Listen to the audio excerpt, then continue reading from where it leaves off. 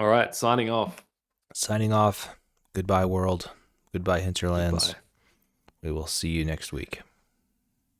See ya. Hmm. I hope that never goes on YouTube, honestly. It's the shoddiest teach. I would be chastised for that. You'll be chastised. Ah, now it has to go on YouTube. Just a few guys just stumbling around in the dark together Just and beaming it out to the world. in the hinterlands.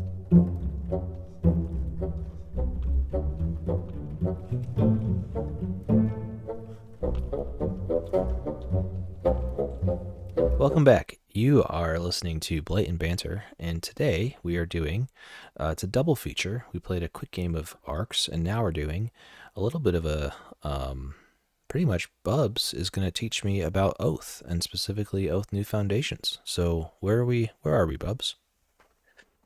Just a caveat on that. Uh I'm not an expert on Oath. I've played the original version a few years ago, and I'm only just trying to reignite the memories of Oath now. Trying to And capture I'm that have lightning. Trying to capture that lightning in a yeah, bottle. exactly. And there's new rules and there's new things in the game, and this me and Tiger right now are just going to kind of swim in it a little bit and try and figure it out. But I do know the general flow of play when it comes to the board and the world deck. But all this stuff on the left Okay. um, is kind of new. Yeah, But I believe. and I'll just Sorry, go say ahead. my experience with Oath has been I watched the Shut Up and Sit Down review, and he was so excited about that game, and I said, "That's awesome, but I have no one to play that with," and so I never bought it. Mm, So I'm excited about Oath. I'm excited specifically to play with our group, Oath, and I'm more excited because it sounds like I'm getting kind of a patch notes updated 2.0 Oath with new foundations. So genuinely excited to try this out. awesome. Yeah. So I'll take a tour of the board of the table, and tell you what I know, and anything that we don't know, we can look in the rule book.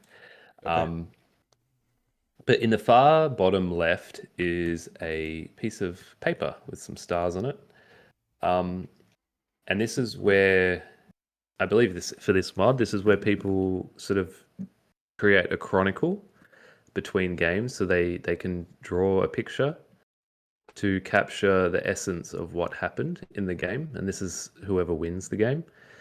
So it's sort of a visual history, um, of multiple games of Oath back to back. You can just keep filling in this picture. Alternatively, players can write a little. The winner can write a little history from their perspective, which is how it works in history. The winner gets to tell what happened. Um, Is that so that's always what that true? is. Well, those accounts are often um, the murky ones, right? Ah, that's true. Yeah. And then we've got Oathkeeper goals, and this is the objective of the players during the game. And then you'll notice one is missing, and I believe that's the one um, over here. So this is here, and this is what players will be vying for during the game. So Oathkeeper of Supremacy ruling the most sites. A site is these spots on the map.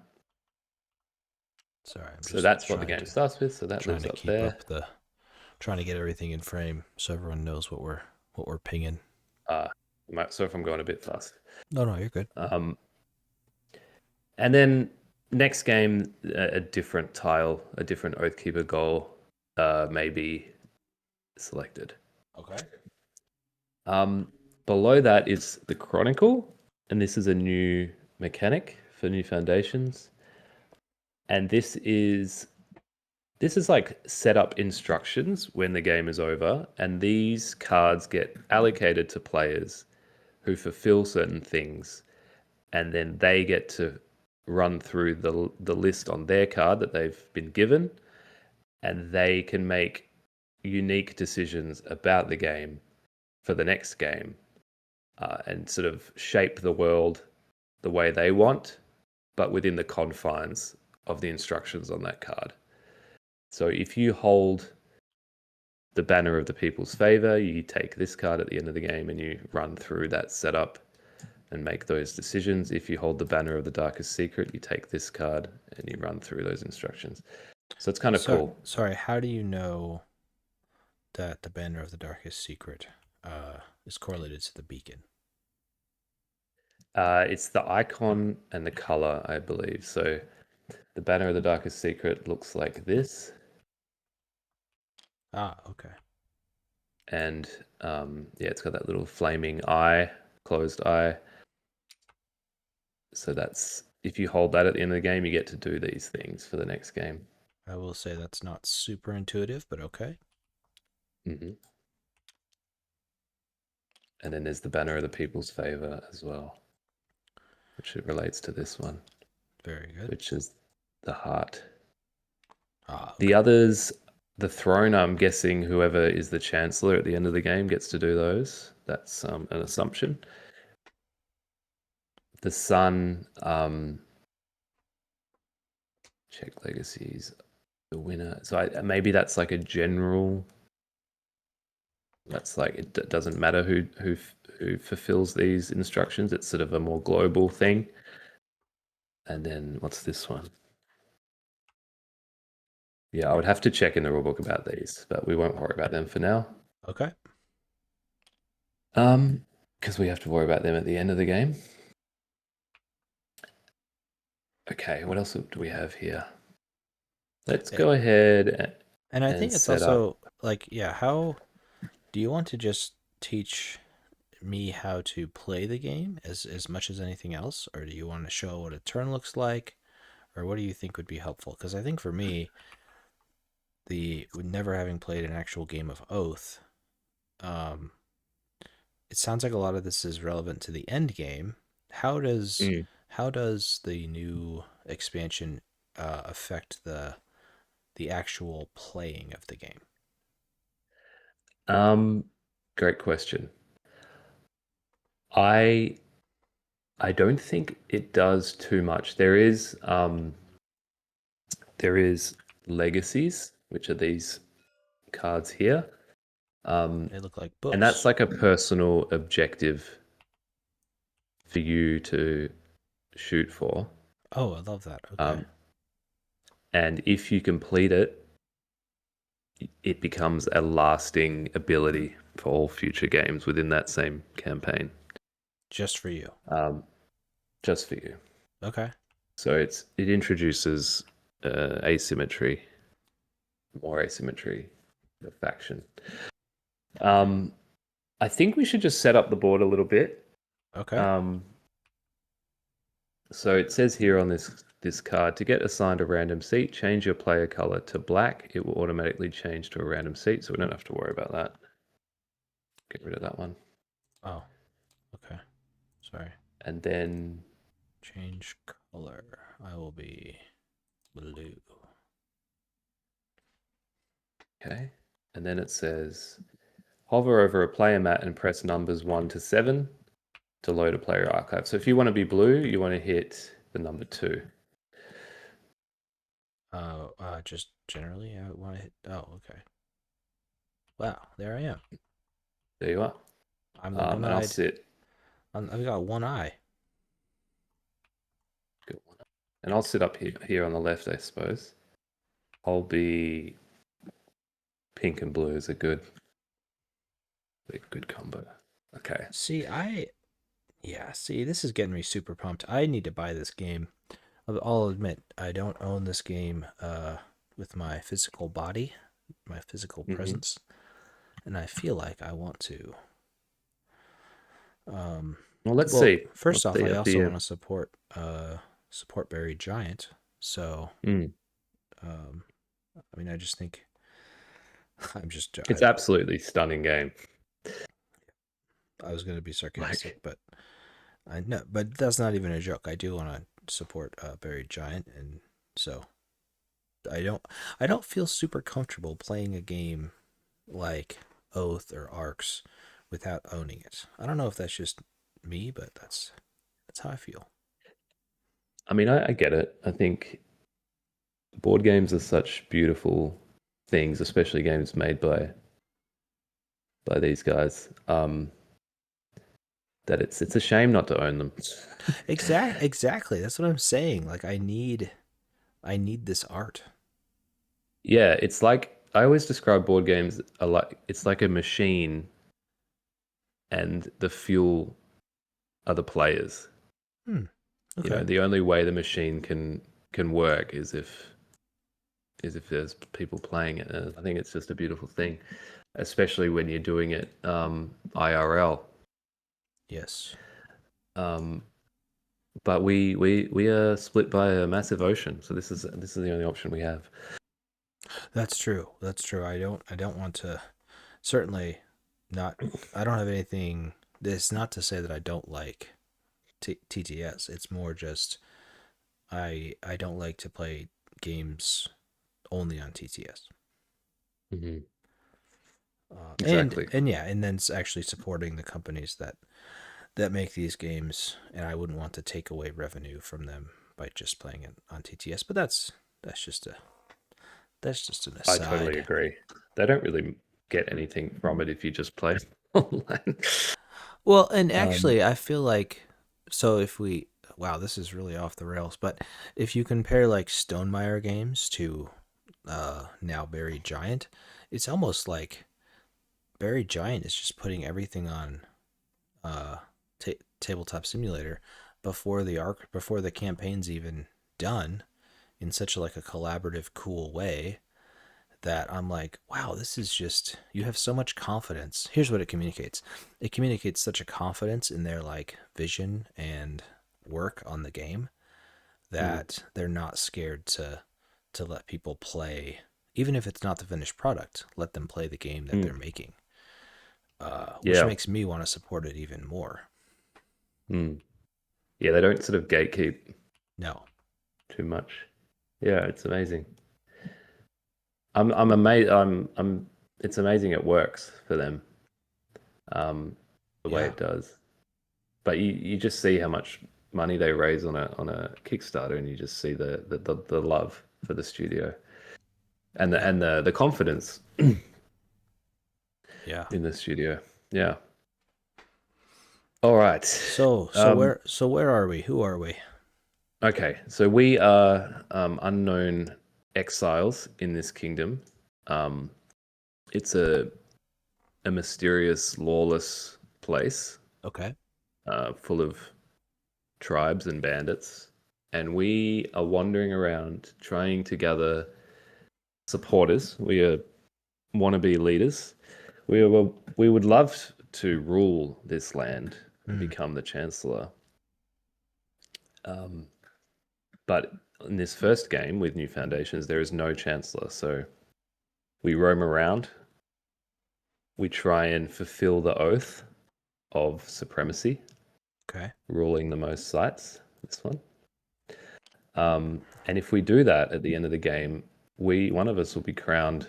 The one that does it will be crowned chancellor, And then and they will. we have to paint our face purple. That's right.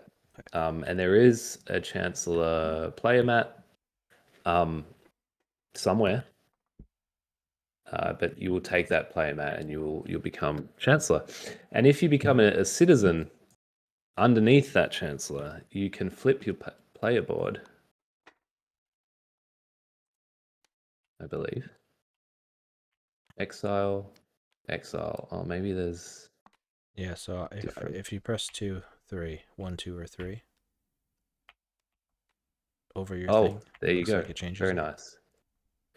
Yes, so this is the chancellor, and that's the citizen. Yep. So how are you doing that? You're just hovering. One, two, three. Oh Yeah, yeah. yeah. Nice. Cool. Um, I probably don't have to now, care too much right now about what those do, but I'm sure no, just worry about they'll be. yeah, you're just an exile. trying to make your way in the world. Just in exile. Very Um, good. Now, how do we set up this map? It should tell us down here.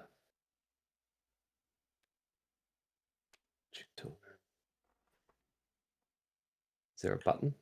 Set up initial Atlas box, sites, and world deck. Okay, I'm going to hit this button up here. Okay. Best of luck. Let's talk about player count since we just came off of our 2-player Arcs game. Have you played this with 2 players? And what's the consensus on the I've not played count? this with 2 players. Is there like a similar thing going on? I've played this at 4, maybe 5. Way back. Yeah, we played a 5-player game because originally it was maxed at 5, and now there's like 7. Oh wow, okay. I think they're just, kind of different colors you can choose. And is the 2-player like, how is the 2-player being received by the community, or how has it been received? Oh, I don't know anything about the 2-player. Oh, okay. Yeah, I know there's also a solo. Really? I'm not an Oath guy. Like I don't have that many games under my belt. See, that actually excites me because I do play solo games. So that might make it worth it. Yeah, I've always wanted to play a lot of Oath, but I just didn't have the group. I did have the group, but I had to move away from the group.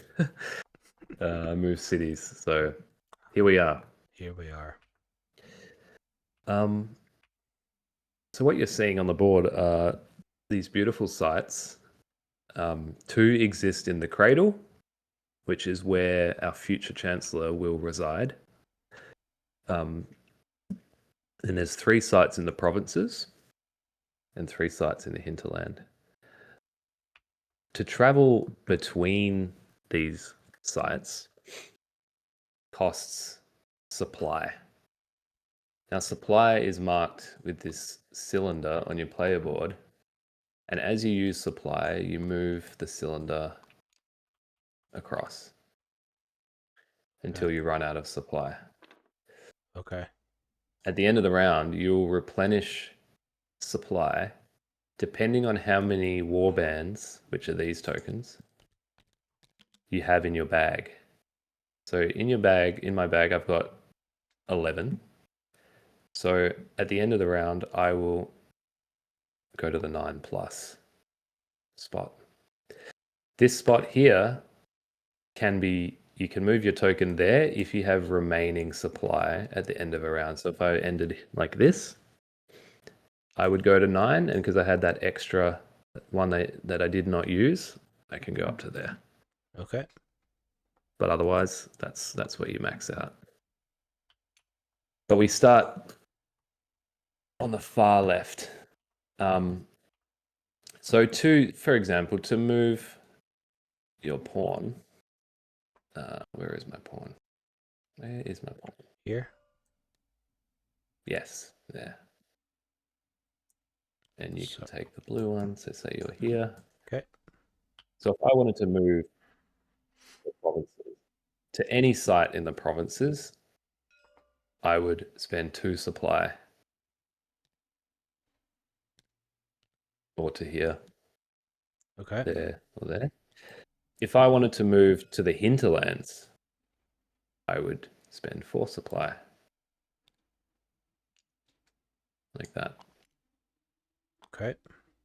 If I wanted to move within the Cradle, I would spend 1 supply. So that's just what this little It's expensive. band It's expensive to move in the hinterlands, eh? It's a long way. Yeah.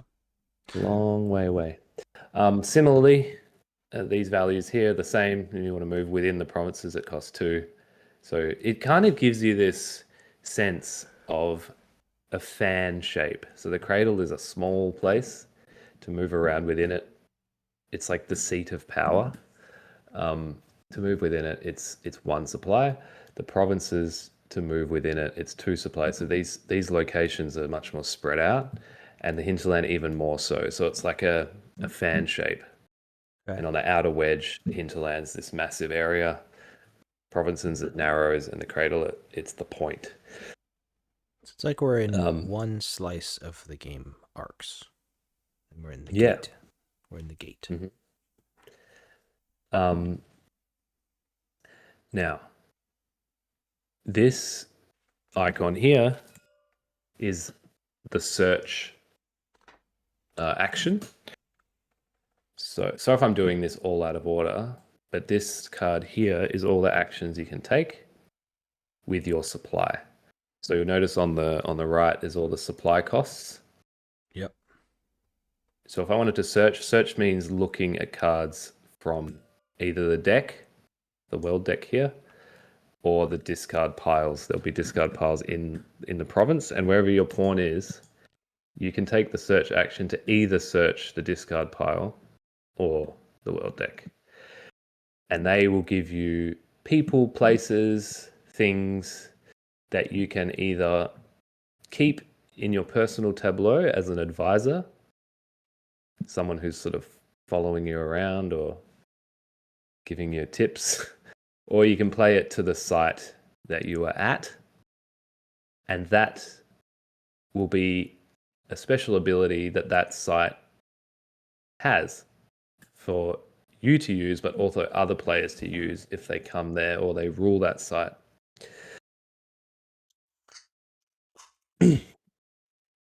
So that's searching, that's traveling. Campaigning is battling against either the bandits that are native to these sites or that currently live there. Those are the green people. Yeah. If you win a battle against them, you put your warbands on the site. These, I think, just go in the bag. And this sort of is showing that you rule that site. So that means that if your pawn leaves and there's a special ability next to the dunes here, you can trigger that effect even though you're not there personally. Because my boys are there. Because you rule it. 2 colors cannot exist on a site at once. So there'll never be a case where there's this. Okay. There'll only be a case where it's 1 color, 1 person rules the site at a time. But at the start of the game, there's just bandits there.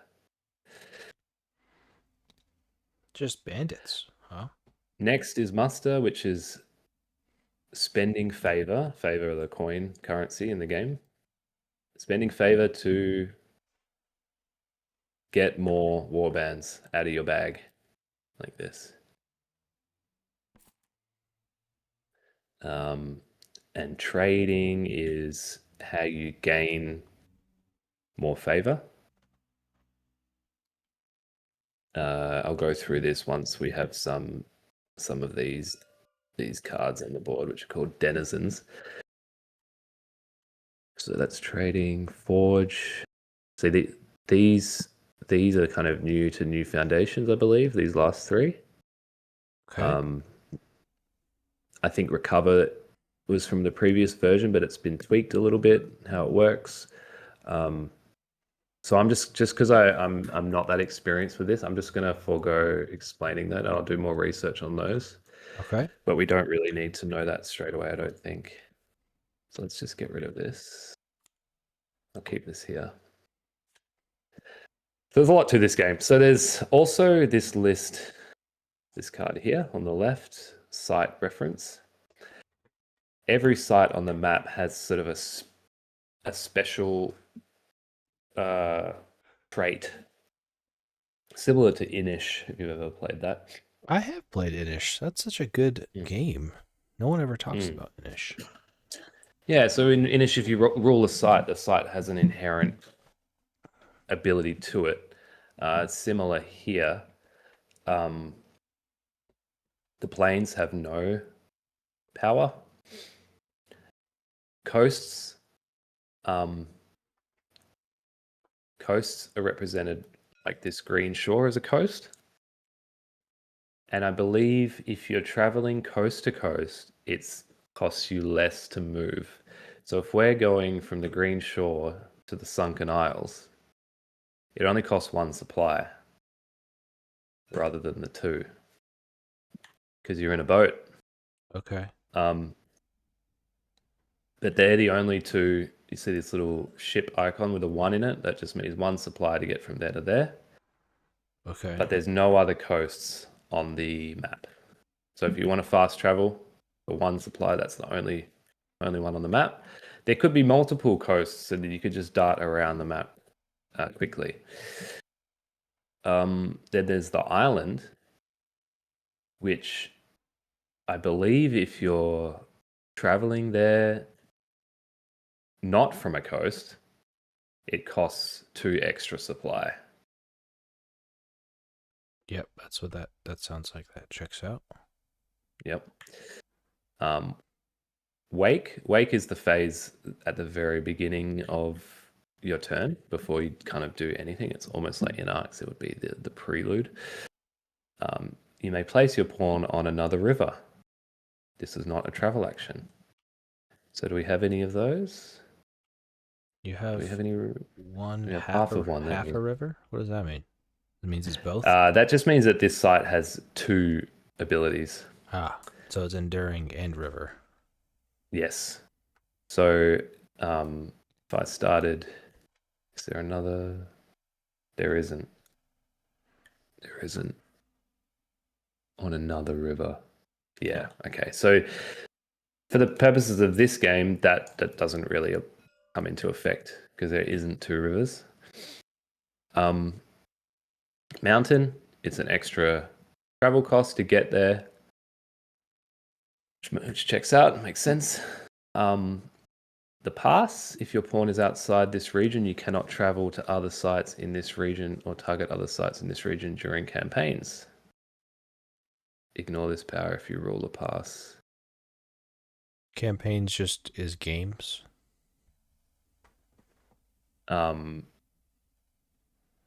Or target campaigns is the battle action. Okay. So if there was a pass on the map, we would grab this fan-made mountain range like this, and see this buried giant card. Hey, where the look company at that. name comes from. Look at that. They They were almost called the Great Slum, but that didn't make it. Good one. I like that. If this buried giant card was actually a mountain pass, it had that icon. This icon, mountain pass. If you wanted to get to the salt flat from the cradle, you would have to go to the pass, which was this one, and then you would have to travel up. So it's sort of thematically showing that there's just a narrow entry into the hinterland, for example. Yeah. Can I interrupt real quick? Mm-hmm. You are doing a great job of bringing this board to life for me, because I will say it just looked completely abstract when I looked at the board. Even when I saw the cards on it, I'm like, this does not look like, and I hate to bring it back to arcs, but like, this does not look like arcs to me. This doesn't look like even Root. Root, I was like, oh, there's like clearings and I could see people. Arcs, and there's like the node connecting. Yeah, this was like kind of a barrier to me of like, what is this board even doing? So I love that this is kind of coming to life for me, but I also think there's a little bit of like a barrier there of like, you have to, it's not immediately obvious what is going on with this board, and that is that's a thing. Not that it's a bad thing. I'm not trying to. Yeah, everything's just sort of floating on there. Yeah, and it's just, yeah, it's very different and not as accessible as other games. But I see now that it's kind of taking shape into like a board game instead of just Yeah, looking at a mat it's with cards on it. it's a strange one. Does that make sense what Yeah, I'm saying? Does that make sense? totally. Yeah, yeah. This is not for the faint of heart. No. Um, anyway, I'll continue. I'll continue. Yes, yes, yes. Um, Okay, so we covered again, this. I'm We going to covered. repeat. I don't know everything about this game, and I may be getting a couple of things wrong, but I am just trying to give you the gist. No, perfect. We did the site reference. Next, we've got Enduring. Cards are not Oh, okay. discarded from this site in the Chronicle phase during the Shape Empire step. Right. So,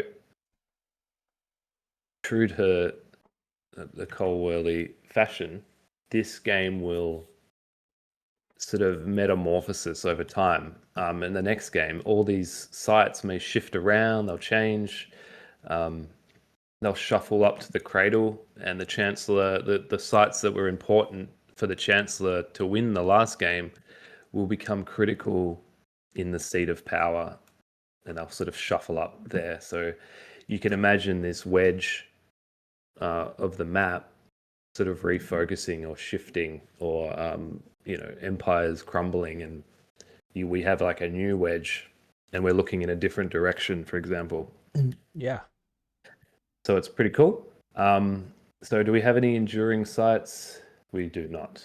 Okay, so all these sites are subject to change, to shift, to maybe be lost or found. I'm not sure. I'll have to find out when we get there. Homeland. Oh, we do have an enduring site, the Ancient City. Apologies. Ancient City. Homeland. When playing a card to this site matching its homeland suit, you may discard a card here first. Okay. So you'll notice in the bottom right of these sites, there is a silhouette of a tarot card. Or a card, sorry. Or a rectangle. A rectangle. Yeah.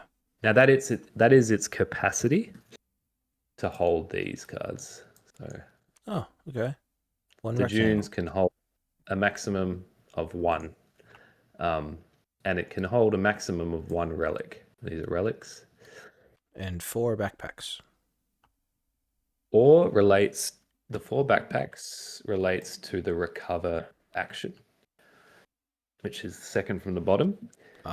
This is, I believe it's a dice rolling mechanic. You need to roll 4 shields on the blue dice, which are over here.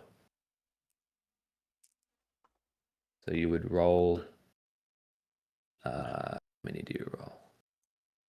By rolling those, see next page.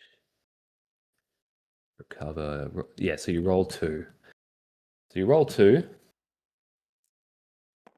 to try and recover the relic, right? You've only rolled 1. Now the backpack says 4, so you need 3 more shields.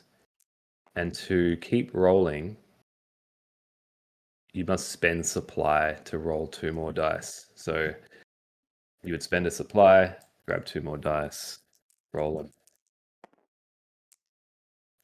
Now we've got a 2 times 1. 2 twos are 2.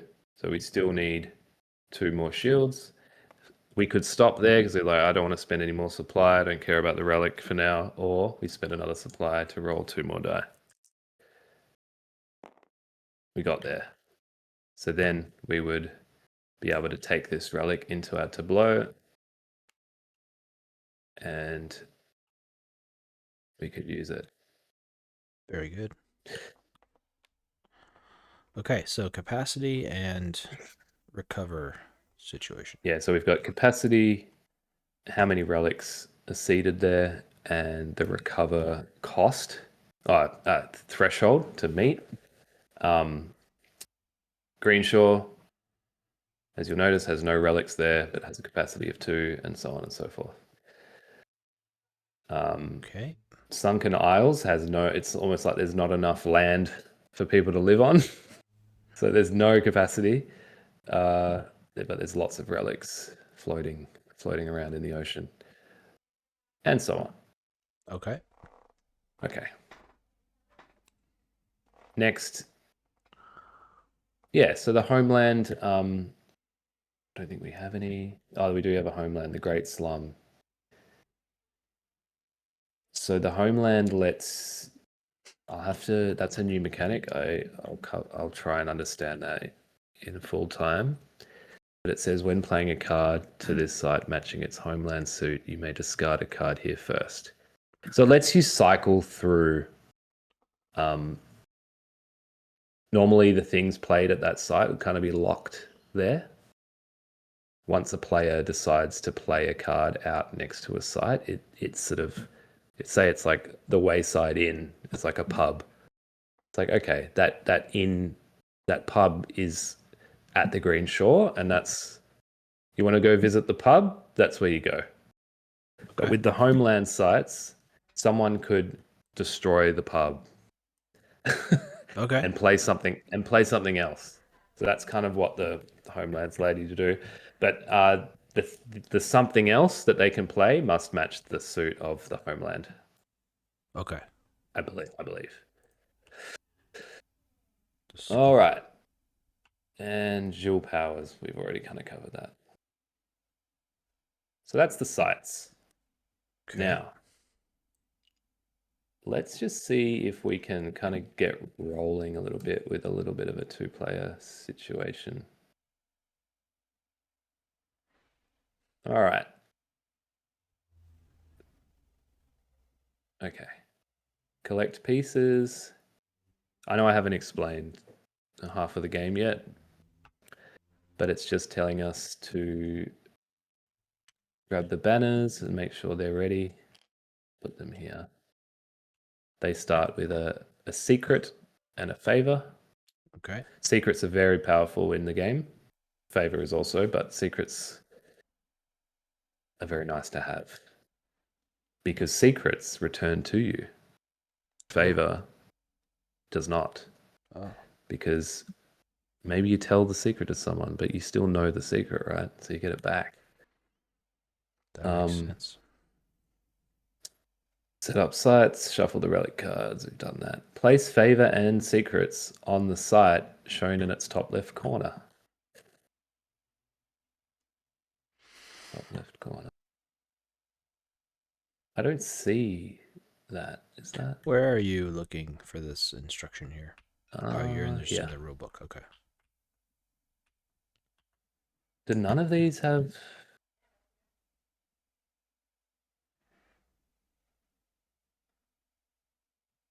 It might not show any. Okay.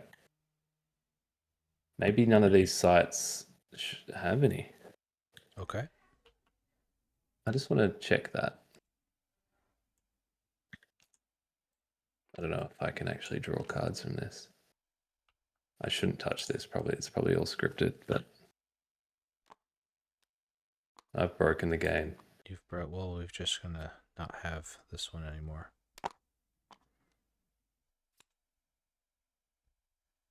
Okay. Well, I'm gonna reload when we play with the other guys anyway. It should be fine. Okay. What's next, man? I'm sort of losing my train. No, I don't think we need to. If we want to do this in two parts and we want to do this as an overview, I mean, we've been going for 45 minutes almost, and we've gotten a good hang of it. We can. Do you want to go a little bit further, just to sort of, or you want to call it? No, I think just a little bit, maybe a little bit more until we're maybe done with setup and we've about to take our first turn, or maybe you take an example turn. Mm-hmm. This is just talking about the setup. Thanks. The playboard. Yeah, we all start with one favor and one secret. Okay. Set up for later games. This is how to set up the Empire. There's a lot here. Denizens. Ruling sites. Okay. I'm going to attempt to take a first turn here. Okay. I just need to know how your pawn, each player has a single pawn move around the map. How do you choose where your pawn starts? Set up players. Starting with the first player, the player with the first player marker. Okay. There is a first player marker, which is this one. I'll just take the first turn. Okay.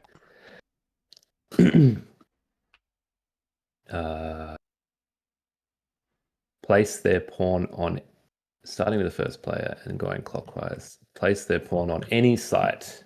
Okay. Let's see. The classic hinterland play.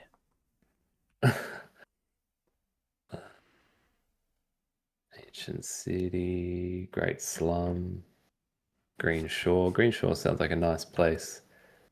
Does sound like Do a I nice spend my place. first turn trying to recover relics? Not sure. I'll start at the Ancient City. Where would you like to start, Tiger? Oh, I will start in the Salt Flats. All right. So we've placed our pawn. Choose one legacy card to keep face down and return the other to the box. Yeah, so we've got two of these each. I'm just going to shuffle them up. Okay. So we can just do an open selection. It would normally be secret, but let's have a look at it. This is the new thing, so forgive me if I don't know quite what some of this means. Mine say Scepter Bearer. Yeah. If you are an Imperial, during setup, you start with the Grand Scepter instead of the Chancellor. That's pretty huge. So the Grand Scepter is the baton that the Chancellor holds, and it has the power to make other players citizens, which means similar to Blighted Reach, I think the Chancellor, they get a benefit from being in the Empire, but the Chancellor kind of gets more of a benefit. But if I had this legacy, if I'd completed my objective this game, I would have this as a lasting effect, and every future game I would start with the scepter myself, even if I'm not the Chancellor. Okay. So I would have some power to make people citizens, or maybe force them to leave the Empire. And then we've got Oaths of Loyalty.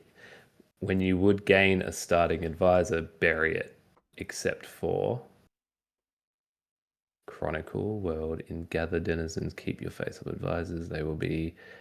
Okay, I don't quite know, so I'm just going to grab this. Okay. I can Discard that be one. the mouth. Set foundation 6 Roman numerals to festival. Action: burn 2 cookies to activate a dormant legacy if you meet its goal. You can even activate legacies in the Public Ambition Foundation. Okay, so I could be the mouth, or I could be a conspirator. On your first turn, secretly write down which round the game will end and who will win. If you are correct, you win instead. Wow, this even beats successor win. So yeah, I definitely want to do this one. Yeah, okay. So this goes over on the discard over here. All right. So we've chosen a legacy. We keep them secret. I think Bubbles is going to win on the first round. And then you will win. Yes. Okay. Choose one legacy card. Choose one denizen card to keep in their advisors area by their player board. So I believe I was meant to...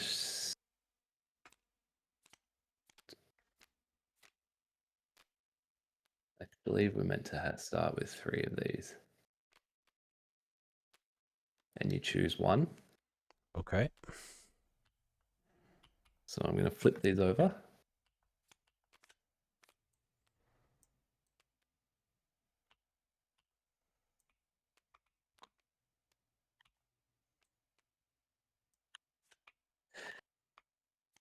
So this space here to this space to the right of your player board that says advisors. Yep. You can hold a maximum of 3 advisors there. Okay. Now, a little bit of card anatomy. This is the suit of the card, and they relate to Those the things favor at the banks bottom. down the bottom of the board. Okay. So if you play the beast card to a site, the beast community will pay you a favor for doing so. Wow. Okay. So that will come from their bank. Okay. Now, if you have, say, a beast card at a site,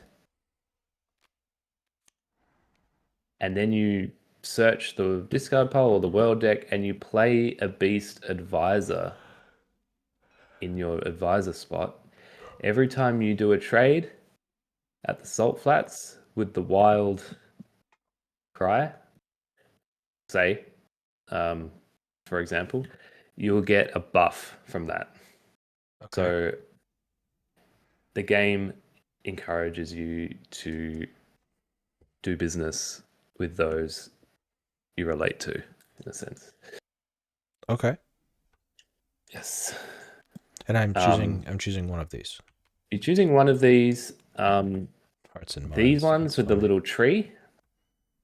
These ones can only be played out onto the map to a site. So I They can't cannot pick be that put- one. So I can't pick You that one. can't put that. Do I redraw? But no, I think the card that we pick right now can be stored here, Ah, okay. face down. But if you ever play it, this one's going to have to go on the map. It can't be kept here. Similarly, the opposite with the little figure. That one can only be played into your advisors and not on the map. And the wild cry can go either map or advisors. All Okay. these cards are called denizens, so they're all the creatures and the people that live in this world. All right, so that's your. So let me just read the instructions. It says, choose one denizen card to keep in their advisor's area by their player board, then discard the other two cards face down.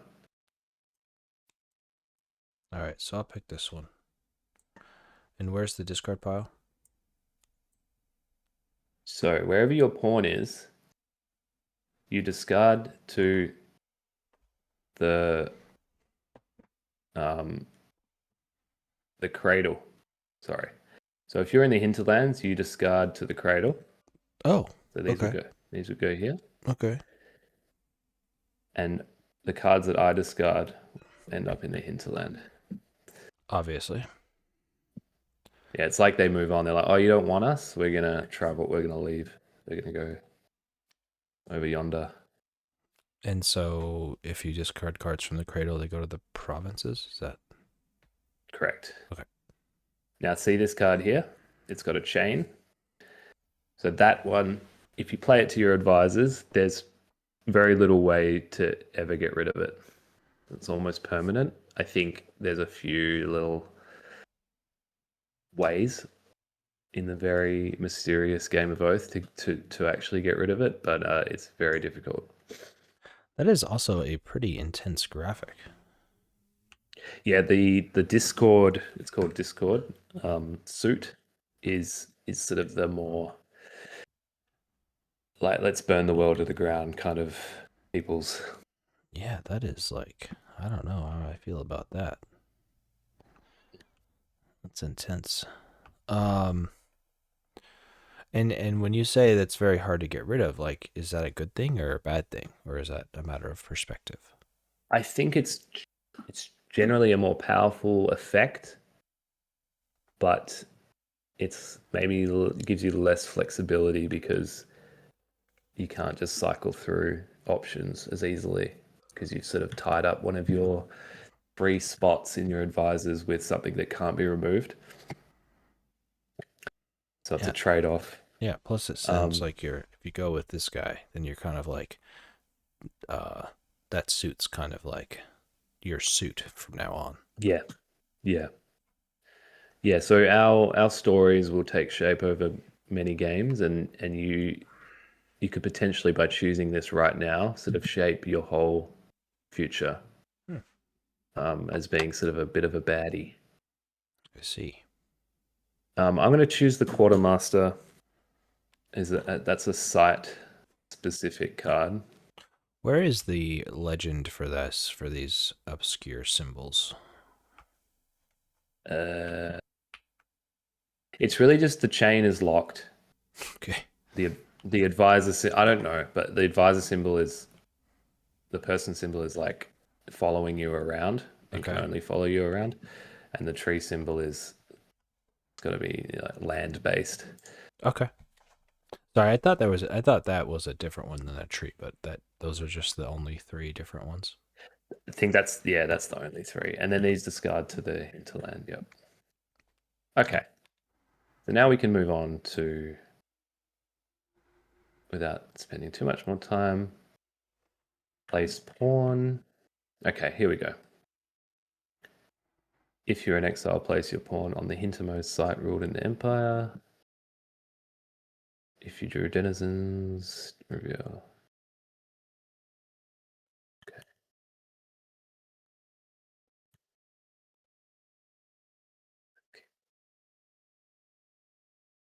Okay, here we go. Use powers. You may use wake powers you have, once each. Take wealth.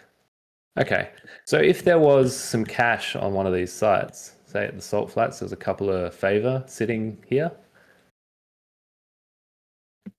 In your wake phase, which is almost your prelude, if we're talking in relation to arcs, that's where you would take that wealth. You could take one. Okay. It says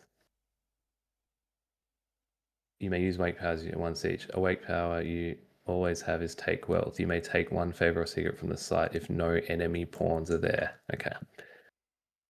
If there was a couple of coins there and I was there, you could not, in your wake phase, take any of it, but I am not there, so you could. I thought you and I could never share a spot. Our pawns can share a spot, Just but our the bands. war bands. Okay. Then we act, the act phase. This is where we use supply. And we've sort of been through that. So I'm going to take a turn.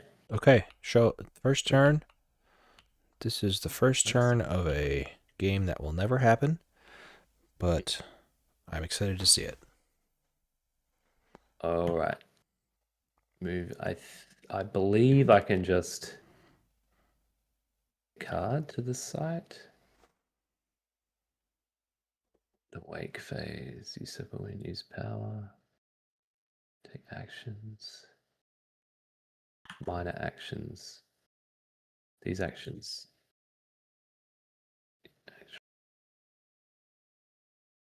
Just sorry, I'm not sure. Oh, that's fine. Playing to your site. Search. Playing to your site.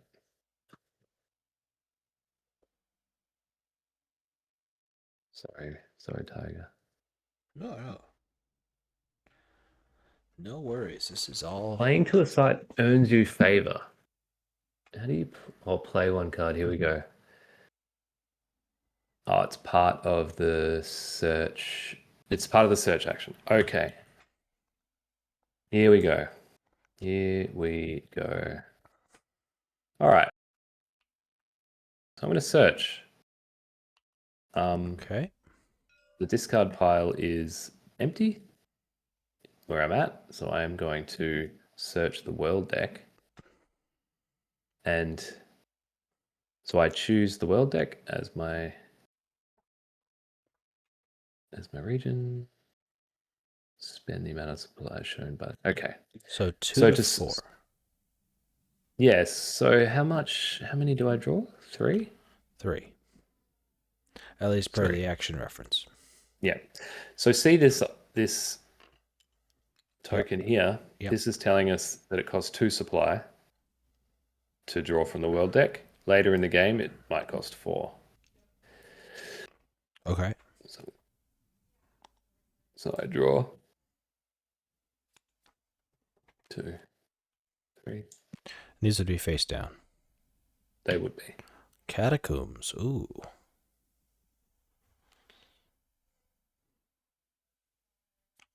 And what I chose was from Rangers. the order deck.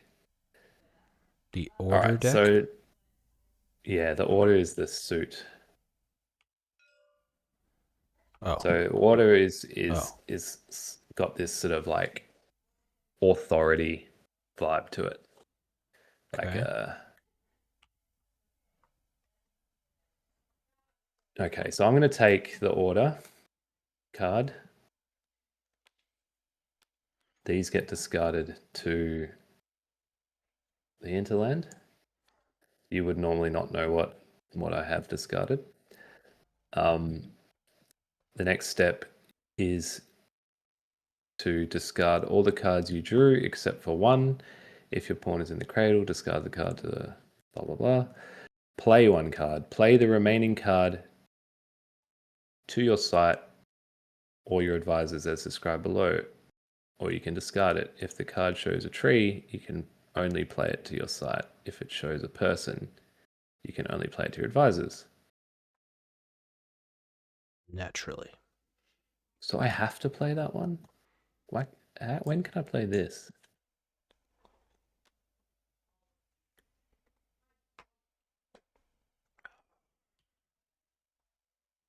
You can play to your advisor's face online.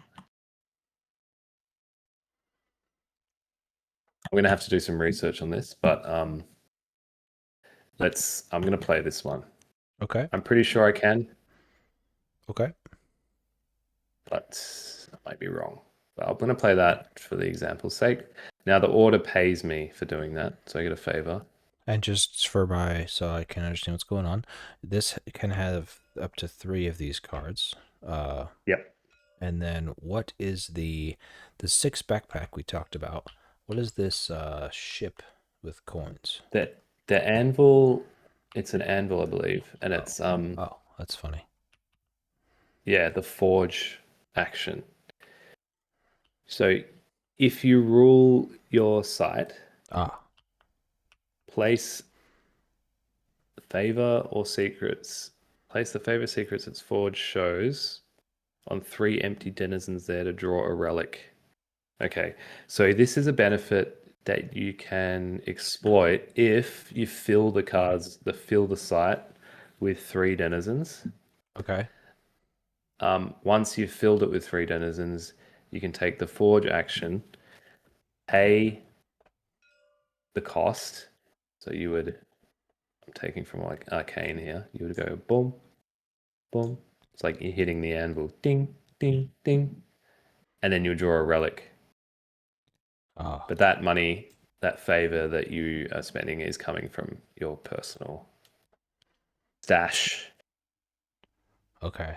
But So it allows you to extract a relic when the site may not have a relic.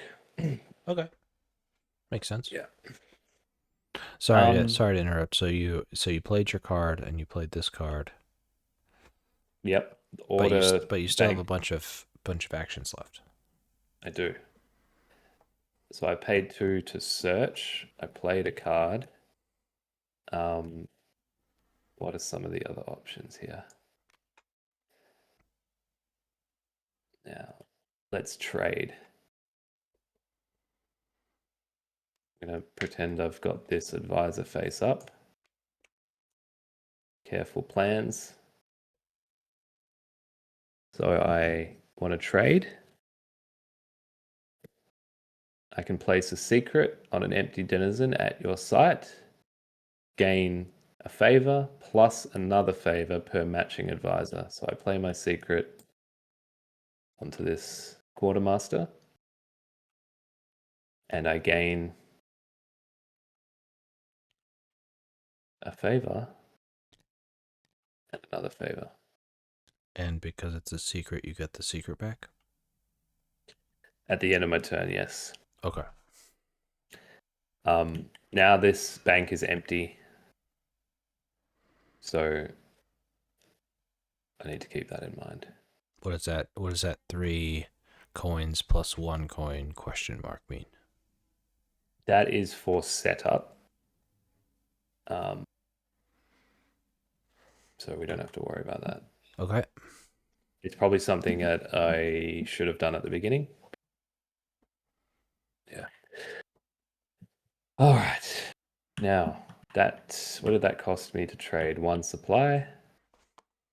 So I've got a bunch of cash. Let's muster some, but I can't muster because I have to play the favor to an empty denizen, and this denizen is not empty. So let's do another search.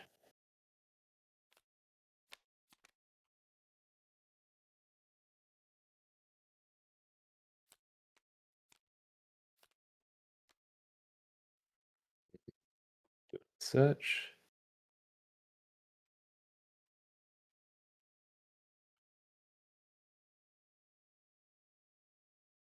All right. Just take this one. What is the darkest secret? Like it mentioned a darkest secret. What is that? It says a banner. Ah, okay. So it's something that can change hands throughout the game, but whoever holds it has a benefit from holding it, and they can also win the game by holding it. Interesting. And then this little white-tailed deer here has a man on a horse symbol. Mm-hmm. What does that mean? So that's linked to the campaign action. Okay. So if you rule a site with this card there, if you rule the green shore, then you can sort of trigger this effect during the campaign action. Okay. Okay. Your enemy cannot use battle plans that match any of your advisors against you. Yeah. Nice. Battle plans are, I believe, any card that has that horse icon on it. So see this one here? Yeah. Oh, you got a red horse. That's a battle plan. Okay. And it's red because it's telling you that this will benefit you when you're attacking. If it was blue, it would benefit you when you're defending. And if it's black, I believe it's just a more general effect. Okay. For battling, campaigning.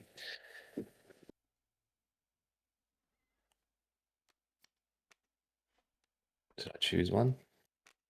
Yeah, I put it on the site. So they get discarded to the hinterland again.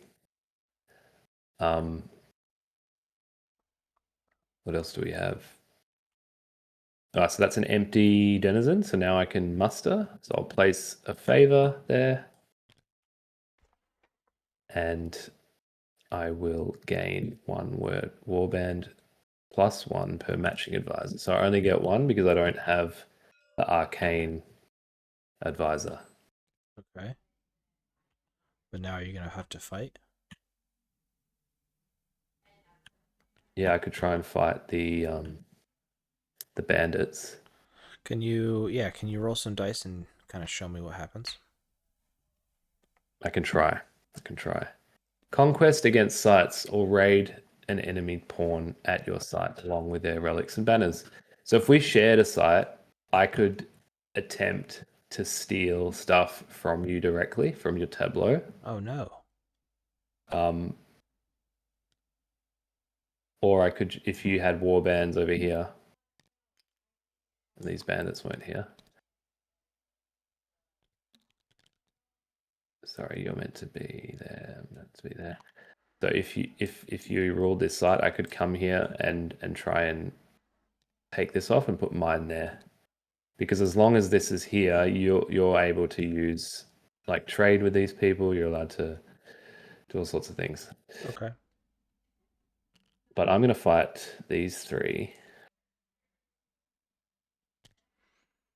But you got a warband, right? I did. So I have 4. Oh, the Now warband let's. just goes there. It doesn't go on where you are. If you win the battle, you can put them out on the sites. Okay. Um, so let's turn to the campaign page.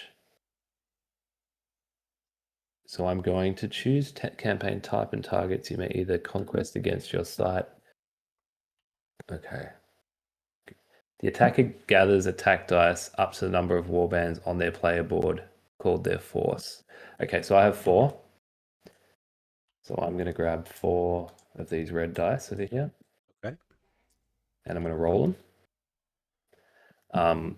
This campaign costs my final 2 supply. Okay. I roll them up. Oh, All right, I so we see a have lot of swords. we have swords, we have hollow swords, and we have double swords and a skull. If you can see on the side of this, Yep. so skulls are like self damage. Okay. Yeah, for the purposes of the example.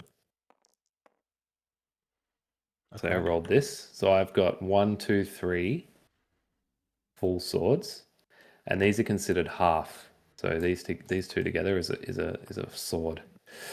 Interesting. So 1, 2, 3, 4 swords and 1 skull. And do the green So guys roll shield dice? yeah, the defender gathers the number of defense dice shown on the attacker's targets into their defense pool.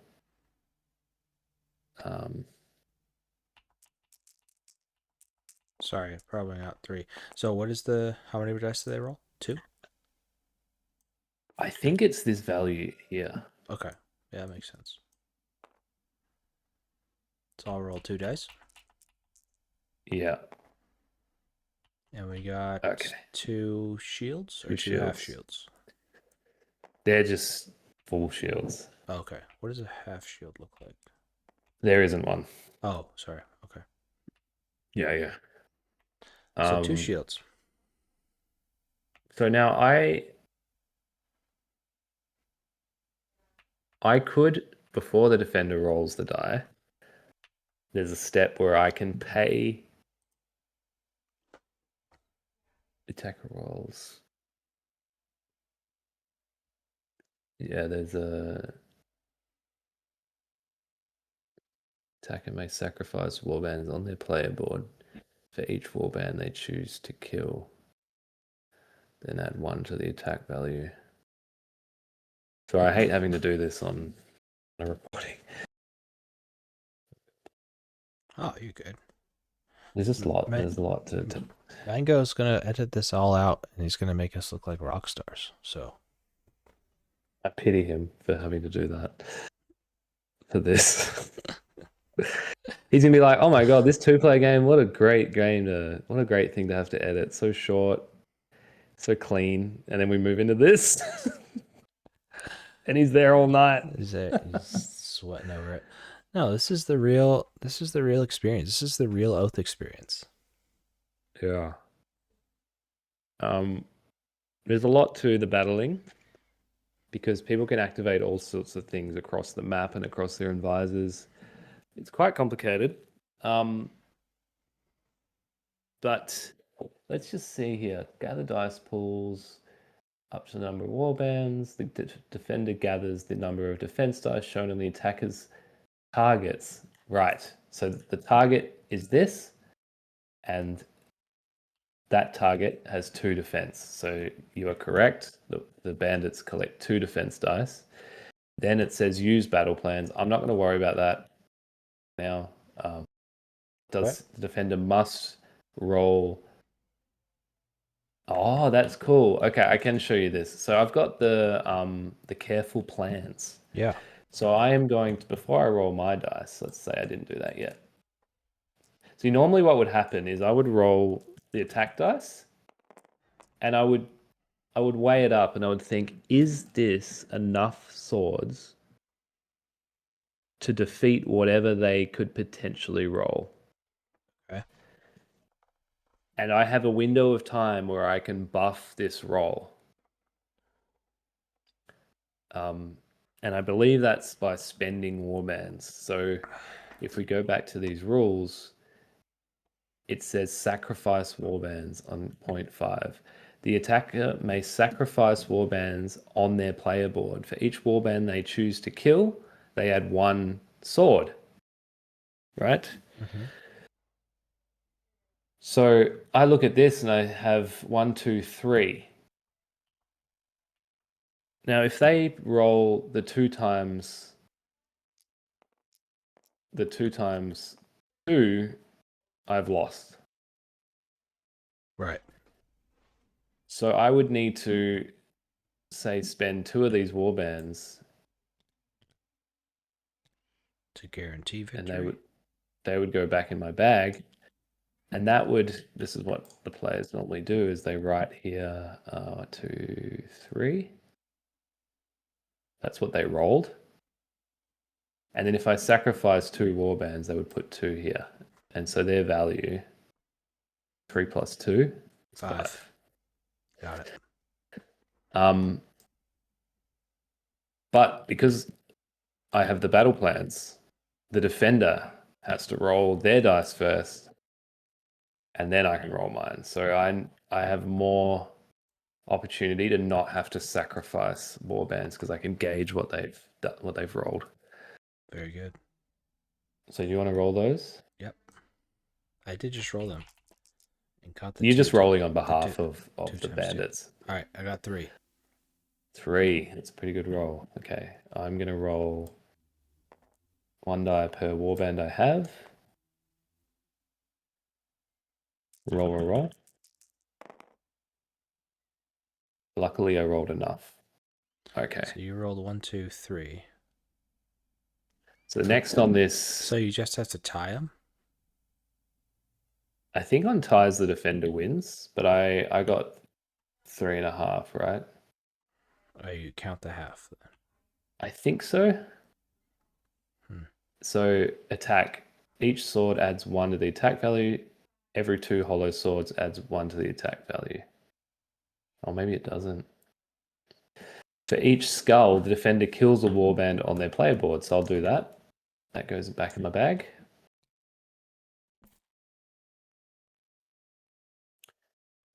If they cannot, the swords on the skulls die do not add to the attack value. Oh, wow. Okay. Now, the attacker may sacrifice warbands on their player board. For each warband they choose to kill, they add 1. So I think I have to spend 1 to win the battle. Okay. I'll sacrifice that. He was a brave soldier. So I would write here 1, 2, 3, because I think you do round down. 3 plus 1. And this is just 3. Okay. Okay. And then I've done that. The defender rolls a defense pool, but we did that in reverse order because of my battle plans, careful plans. Each shield, blah, blah, blah. Warbands on target. Each warband on a target adds 1 to the defense value. We don't need to worry about that. Declare victor. If the attack value is higher than the defense value, the attacker is victorious and the defender is defeated. If not, the defender is victorious and the attacker is defeated. Kill defeated warbands. Kill half of the warbands in the defeated player's force, rounding down. Move the remaining warbands. Okay, so that's if I was attacking a player. But I believe with the bandits, you just remove them.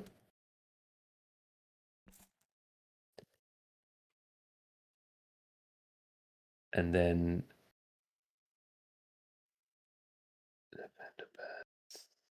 move the remaining warbands to the force they play. But you should defeat the bandits. Kill all bandit at the targeted site. So I did that correctly.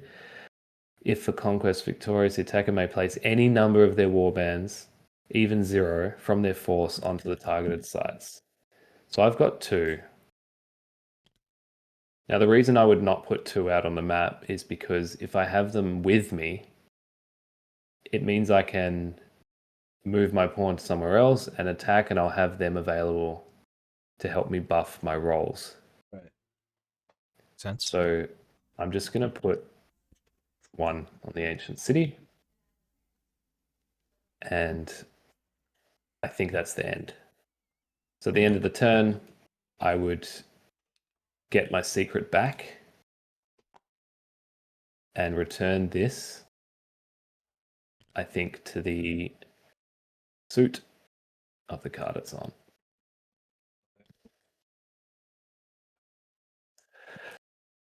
That's a turn. Did you want to have a turn or you want to call it? I want to call it. I think that was great. I think this gives me a great framework for what it looks like. And yeah, there'll be lots of questions, but I think the great thing is it's not it's not too, we can make some judgment calls, get some stuff wrong, not a big deal. And no, this looks awesome. And the depth here is insane because there is just so many denizens. Over here you can see there's 30 in each of these decks here. Oh wow. Just to, yeah. There's just so many cards that the world could take any shape. And it will never be repeated twice. That's crazy. Well, if this ever sees the light of YouTube, I want to thank you, Bubs, for walking me through this, and I want to thank everyone for watching. And we will be playing Oath in a 4-player capacity. I think we're going to dedicate kind of a month to it, a couple plays to it. Maybe that'll be season 3. Call that season 3. And yeah, anything else to add before we sign off? I do need a bit of help with this game. So anything that the other players can do to be able to even correct me when I'm trying to teach it would be great. Well, it sounds like Dan has a ton of a good amount of experience, and I will also be. I don't want you to feel like you're totally by yourself, and I'll do my best to kind of learn at least the basic rules. But also, if we get stuff wrong, like it doesn't seem like that serious of a thing. Yeah, we're just here to have fun. Yeah, exactly. So I don't want you to be too stressed about that. But I appreciate you being the rules guy, because I know that can, as generally sometimes I'm the rules guy, so I know that it can be stressful. Well, thanks for playing, Tiger. Yeah. Thanks for listening. Of course. And well done on your recent win, 2-player Arcs win. Oh yes, that was a spoiler for those people that are just here for the Oath content. But yeah, I always put my foot in it. No. Can you tell I've never streamed before, Tiger? It's funny. I don't have the hacks. Yeah. No, I'm like a sealed ship when it comes to what happened in the past or the present or the future. All right, signing off. Goodbye, world. Goodbye, Hinterlands. Goodbye. We will see you next week.